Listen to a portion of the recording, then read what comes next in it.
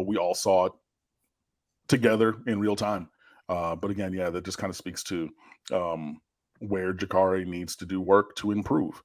I do think he should start this week.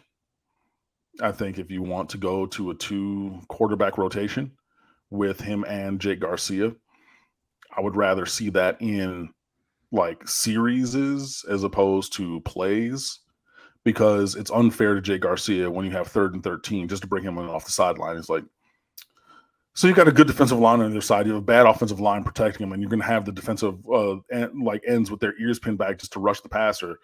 And this guy is going to have no time. He's going to, find a way to turn the ball over, which he's been doing, and he needs to stop doing. It's just like you're going to put him behind the 8 ball every single time that, you pass him the cue stick. Like, that's not really fair, for one, and it's not conducive to being effective either.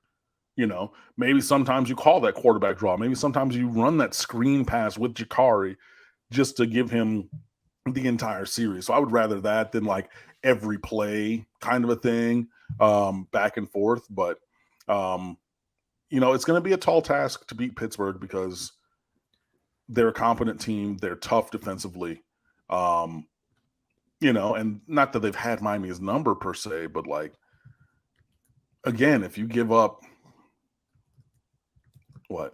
17 points, where are you going to get those on offense?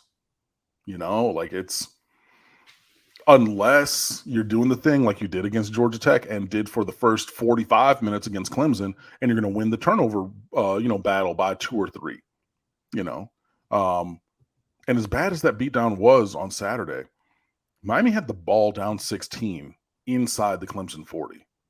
Like, there was a chance, small infinitesimal though it was, like, you find a way to get in the end zone there, you get a 2-point conversion, it's an 8-point game at 26-18.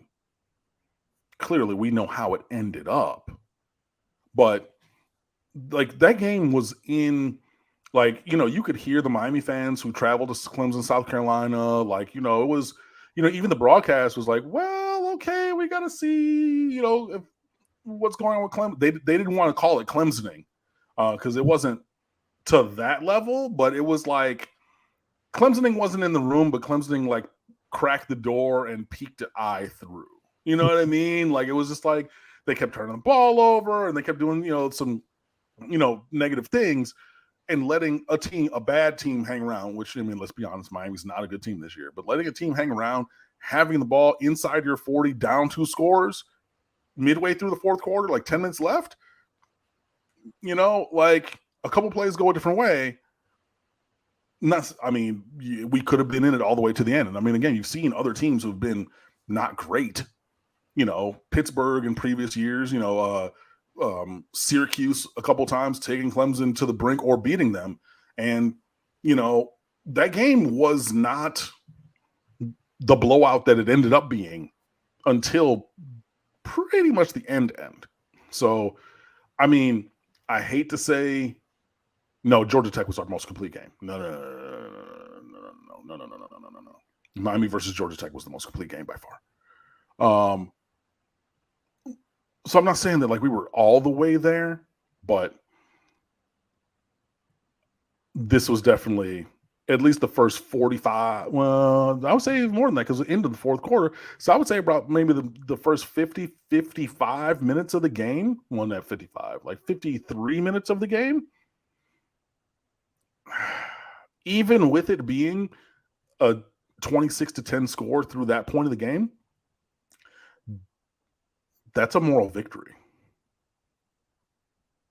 which is sad to say because we only had 10 points and 8 yards of offense in the first half and 98 yards total, which, to even have it be as close as it was speaks to the yeoman's effort put forward by the defense.